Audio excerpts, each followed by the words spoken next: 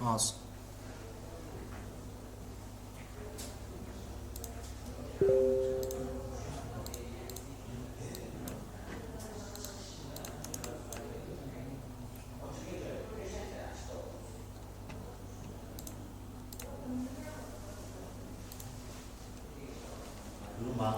Hammaga assalomu alaykum o'rtoqlar. Hammaga assalomu alaykum. Ovozim yaxshi eshitilyaptimi? Hammaga assalomu alaykum. Bo'ldi. Buni o'chirib qo'yaver. Xo'p, bizda yana 2 daqiqa kutamiz. Ungacha sizlar bilan Sinefix entry bo'yicha gaplashib tursak ham bo'ladi. Xudo xolisa bugun sizlar bilan matematik analizlardan bo'lgan Ganna strategiyasini bitta qismida ishlab ko'ramiz. Balkim kimdir buni bilar, kimdir bilmas. Qo'ldan kelgancha hammaga foydali bo'ladigan, demak bitta zo'r ma'lumotni berib o'taman degan umiddaman. Albatta o'zim ham bundan foydalanaman. Ba'zi bir kanallarda esa bu nima deydi? Juda katta narsa deb hisoblanadi va uni hech kim bilmaydi deb o'ylashadimi? Buni sizlarga xudo xolisa men tekinga o'rgatmoqchiman. Xo'p, hozircha qo'shilishni kutamiz qolganlarni. Stream unaqa uzoqqa cho'zilmaydi, o'rtoqlar. Faqat shu strategiyani tushuntirib, ba'zi bir savollarga javob beraman, harakat qilaman. Shunday turibdi. Liniyasi. Liniyasi. Buni hech narsa qilmaydi. Zapis bo'layotgan joyida bu. Xo'p.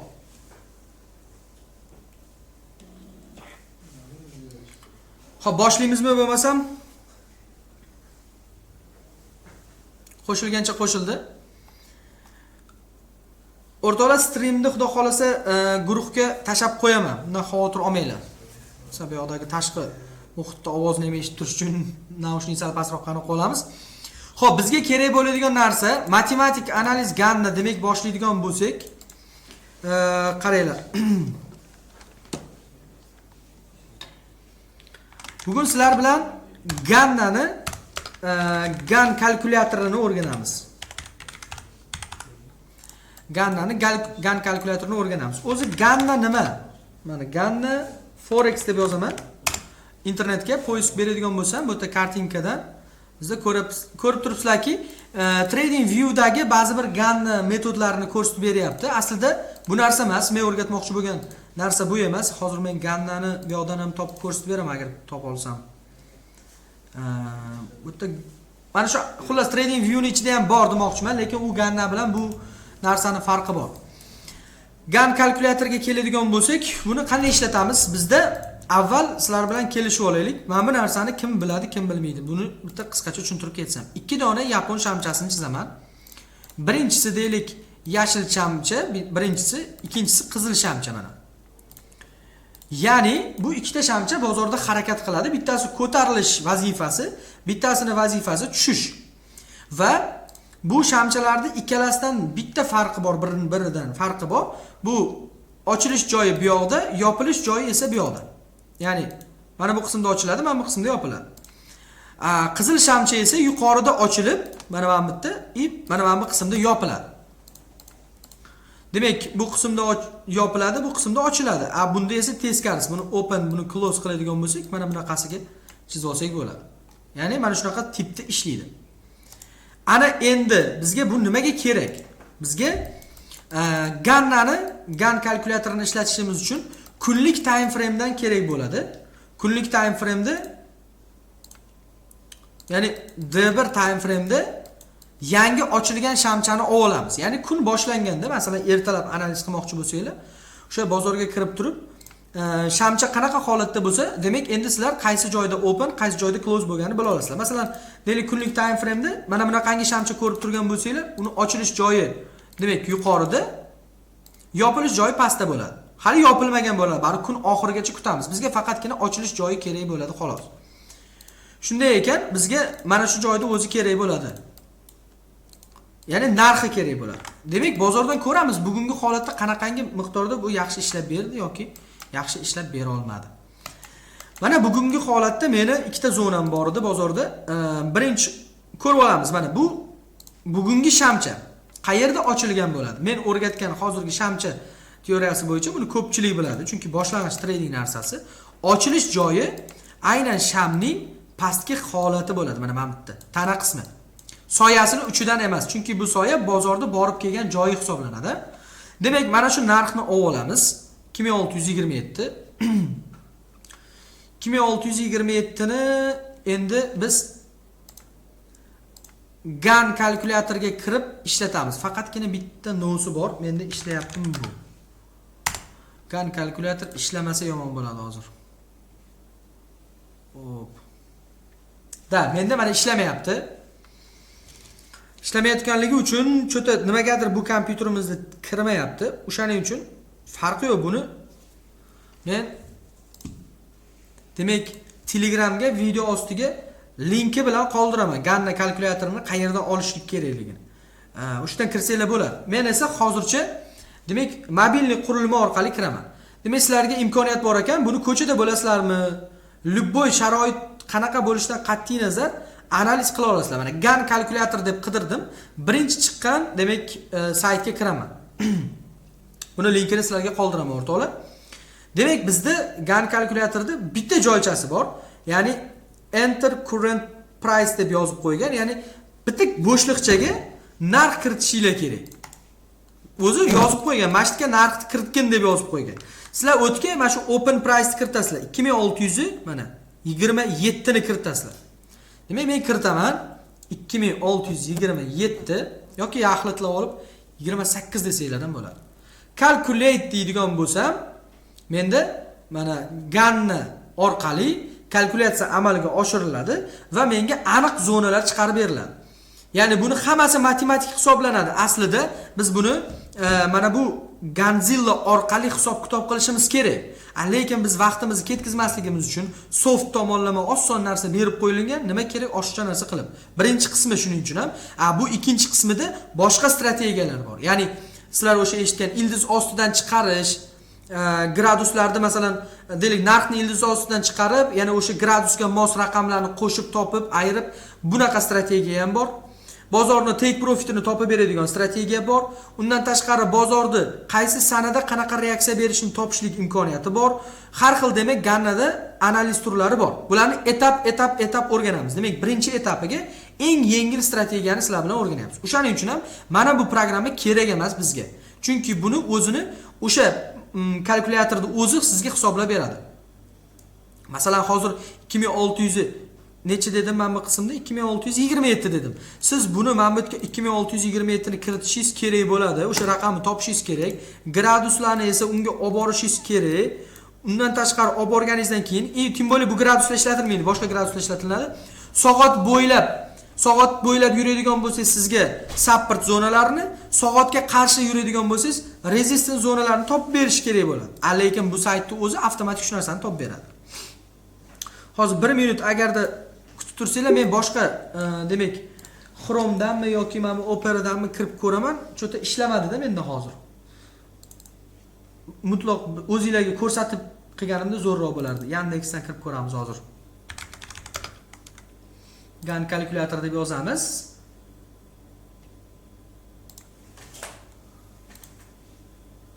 O'rtoqlar bizda ishladi. Mana. Demak, sizlarda mana shunaqangi oyna chiqadi. Mana shu oynani mana shu yerga, menimcha boshqa kanallarda ko'rgansizlar bu narsani. Juda oddiy narsa o'zi. U oddiy deganda endi hamma biladigan narsa emas, prosta qilinadigan ishi juda oddiy. Oshiqcha narsa yo'q. Lekin ko'p joyda ishlatilmaydi bu narsa. Balkim bilmasligi mumkin. Lekin bozorda juda yaxshi foydasi tegadi. 2627 chiqqan bugungi open price'imiz. Buni kiritaman. E'tibor bering. Mana menga open price'lar chiqarib bergan narsasi. 5 ta resistance zona, 5 ta support zona chiqarib berildi. Endi support bilan resistance tushunmaydiganlar uchun tushuntirib o'taman. Narxingiz mana bu yerda turibdi. Sizga aytayaptiki, mana bu yerda resistance bor, mana bu yerda resistance bor, mana bu yerda resistance bor. Shundan 5 ta taxminan bor. Pastda 5 ta support zona ham bor deyapti. Narx bu demak resistance ga yetib kelib pastga reaksiya berishligi mumkin. Bu rezistansga yetib kelib pastga reaksiya berishi mumkin. Bu rezistansga yetib kelib pastga reaksiya berishi mumkin. Bu supportga kelib yuqoriga reaksiya berishi mumkin. Bu supportga kelib yuqoriga reaksiya berishi mumkin. Bu faqatgina zona o'rtoqlar tavakkaliga kiriladigan narsa emas. Trading tavakkal ustiga qurilgan bo'lsa, albatta sliv qiladi odamni. O'shaning uchun bu zona sifatida olamiz va savdoga qo'rqmasdan o'sha zonadan kichik sabablar topib savdoga kirsak bo'ladi. Men buni hozirlarga ko'rsatib isbotlab beraman. D1 time frame'da bugungi kunda 2627 ni kiritganimizda bizda GAN kalkulyatorda chiqarib berishligi bo'yicha e'tibor beramiz. Birinchi resistance zonasi. Hozir 1 daqiqa to'xtanglar, men bitta narsada xato qilmadimmi?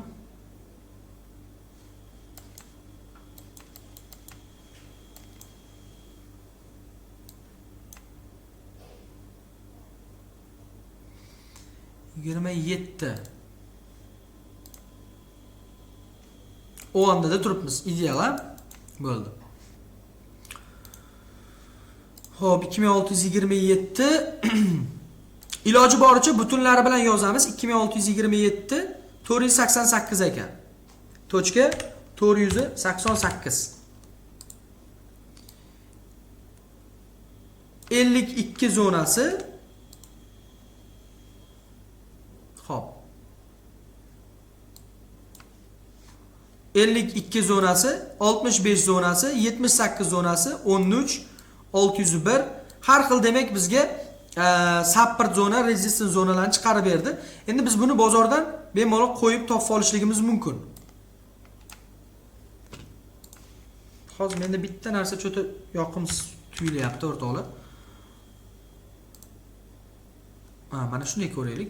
Chunki bozorda o onda cho'ta siljish bo'lgan ekan. 2624 6. Qaranglar, bu yerda juda katta farq bilan bizga chiqarib berdi-da. Xo'p, mana 2624. Demak, har bitta mana shu narximizni muhim bo'lishi kerak, gap joylarini olib ketmasligimiz kerak. Gap bilan olib ketishimiz qanaqa bo'ladi? Iloji boricha gapsiz ishlaydigan brokerda ishlatishimiz kerak. Mana o anda gap bilan ishlab tashlagan ekan. Biz esa qaysi demak forex.com ni grafikini ochib oldik. Bu yerda ideal ko'rsatyapti, ya'ni gapsiz ko'rsatgan. O'shaning uchun o'sha narxni qo'ydim. 2624 chiqdi. O'shani qo'ydim. Menga bitta resistance bilan bitta support hozircha yetadi. Chunki qolganlariga yetib kelmadi narximiz. Kelajakda yetib kelsa balkim ishlatishimiz mumkin. Kelajak deganda ham bugundan o'tmasligi kerak. Ya'ni bugungi holatda o'zida ishlash kerak. 2639 ha, demak birinchi holatimiz. Demak, buni men kiritib olaman. Bitta gorizontal liniya olaman, mana. Bitta yana bitta gorizontal olaman. Bittasini deylik rangini qizil qilib olamiz va uni kelinglar sizlar bilan sal qalinroq qilib olaylik, sizlarga ham yaxshiroq ko'rinishligi uchun. Mana buni ham 3 piksel qilib olamiz. Mana ikkita liniya oldim. Bittasini rangini qizil qilib olishligimiz kerak mana buni. Chunki bu resistance, bu support. Ana endi bizda GAN kalkulyatorimiz bergan nuqtalarni kiritamiz. Koordinata bo'limiga o'tamizda, ya'ni mana bu nuqtani berdi bizda. 2639 zonamiz bizda resistance zona ekan. Keyingi zonamiz 2601 ni o'zi hech qanaqa boshqa qo'shimcha bermagan. Va mana bugungi bizda bozordagi holat bo'yicha bitta support, bitta resistance holatini kiritdim. Qolganlari tepada bo'ladi, qolganlari pastda bo'ladi. Ular kerak emas hozircha. Demak, men 1 minutlik yoki 5 minutlik time frame ga o'tib olishligim kerak. Kelinglar 1 minutlik time frame ga o'tamiz.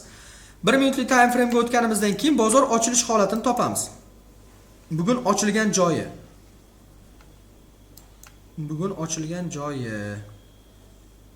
Mana. Bugun bozor mana bu holatdan ochilingan. Hamma ko'rayotgan bo'lsa, mana shu holatdan ochilganda narximiz pastga qarab qulashni boshlagan. 26-noyabrmi shu joy ko'ramiz hozir. 26-noyabr. Bugun sana ham 26-noyabr. Xo'p, narximiz qulagan. Afsuski bizni support zonamizga yetib kelmagan ekan. Savdoga kira olmaganmiz bu holatda. Yetib kelmadi, narximiz yana yuqoriga tezlik bilan, shiddat bilan ko'tarilib ketdi. Bu holatda narximiz yana pastga qarab qulashni ko'ryapmiz. Yana kelmadi, yana yuqoriga ketdi.